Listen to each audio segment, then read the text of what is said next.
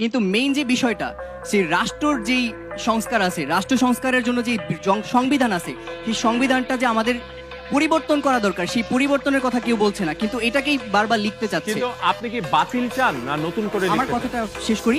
হ্যাঁ, আমরা সবাই জানি বৃক্ষ তোমার নাম কি, ফলে পরিচয়। আমরা বিগত 50 বছর ধরে এই সংবিধান দেখছি এবং সংবিধানের ফল আমরা এখন দেখতে পাচ্ছি। আমাদের শান্তি আছে? আমাদের শান্তি নেই। সকলে কিন্তু আমরা চাই শান্তি, কিন্তু এই সংবিধানটা পরিবর্তন করে যদি ইসলামিক সংবিধানে সমগ্র রাষ্ট্র পরিচালনা করা হয় তাহলে অবশ্যই শান্তি আসবে। কিন্তু আমরা এই বিষয়ে কেউ কথাই বলতে চাচ্ছি না, কারণ আমরা যদি ইসলামিক সংবিধানটা আনি তাহলে আমাদের সুদ চলে যাবে, ঘুষ চলে যাবে, আমাদের বেআইনি সব কার্যক্রম চলে যাবে।